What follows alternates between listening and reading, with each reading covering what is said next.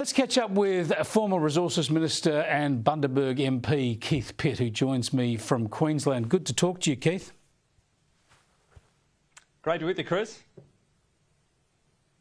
Bit of a delay there, but thanks for joining us again. I want to get you on some energy points. I pointed out last night there was that fire burning at a big battery out of Rockhampton, a $60 million battery, and that's on fire. We've had one of those go up in flames in Victoria as well. But more alarmingly, we're having these lithium battery, well, they're alarming enough, I suppose, but also of concern, these lithium batteries going up in houses, in people's garages and in their storage rooms.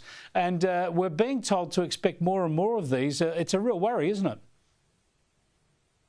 Oh, absolutely. And if you look at the Victorian experience, that battery burnt for some 4 days before it was considered under control. You've got a problem up at Bollicum right now. We have any number of car fires and scooters, etc.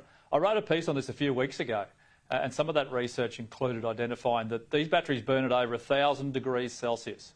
Our rescue services have got different rescue methods for electric vehicles than they do to a normal one.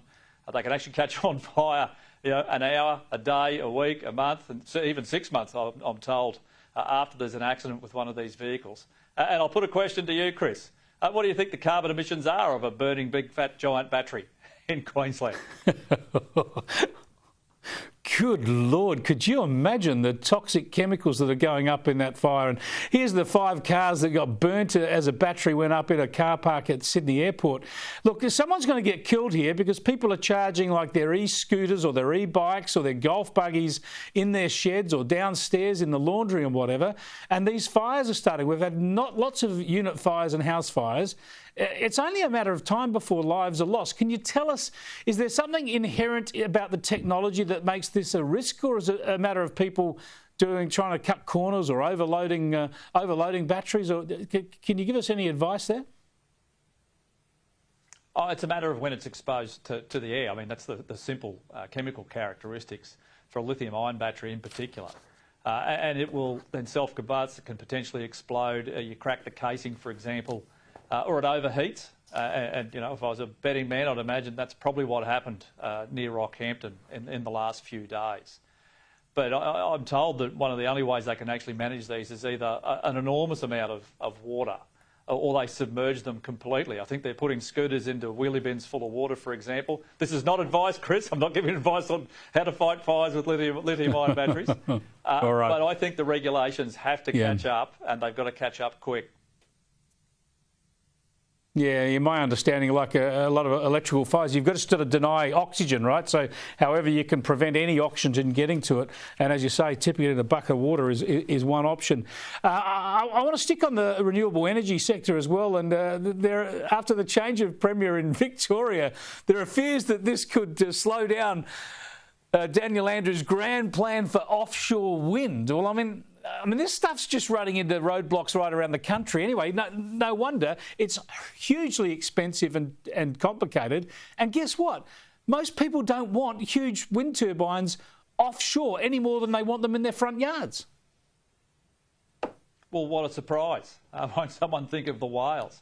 I mean, we saw a court decision today that has now held up a $15 billion offshore oil and gas project, Scarborough for Woodside, on the basis of whale dreaming and whale song lines. I don't even know what that is. Whether you're trying to put up 1,000 offshore wind turbines off Sydney, which is what Chris Bowen is proposing, whether it's in Victoria, where there's been a change of the cabinet, change of the Premier, it doesn't matter. Business just needs to know what the rules are. And unfortunately, the rules in all things for projects in Australia keep changing. They keep getting taken to court. They keep getting shut down after they've committed billions in capital. It's bad for our national interest. It's bad for Australia's reputation. And guess what? The Labor government gave $14 million to the Environmental Defenders Office to take on these sorts of cases and be funded by the taxpayer. That was one of the first budget items last October. Yeah, it's shocking here. This is taxpayers' money being used against the interests of taxpayers. Just to correct you, Chris Bowen wouldn't be putting wind turbines offshore Sydney. He wouldn't be that courageous or sensible. He's shoving them up the coast, the Central Coast, Port Stephens, the Newcastle area, and those people are the people who have to put up with this, and their environment puts up with it. Just briefly before I let you go, all the COVID political leaders have gone, all the premiers and the Prime Minister, of course, in Scott Morrison, except for Anastasia Palaszczuk. She says she's going to stick around. Surely she's going to step aside before the next election, which is just over a year away. Well, that's wishful thinking, I'm sure, but Daniel Andrews said the same thing just a couple of weeks ago, and I'll guarantee you the Labor machine will move on Anastasia Palaszczuk if they continue to look like they're going to lose the next election. I know she wants to break the record in May. I'm sure that's the case, but they are all about winning elections, and unfortunately in Queensland we've got a long history of actually being defeated by the Labor machine. I don't think you'll see Palaszczuk there for October next year. Yeah, I think you're right. I think the LNP would love it if she stuck around, and which is every reason that Labor will make sure she goes. Thanks for joining us, Keith. Have a good weekend.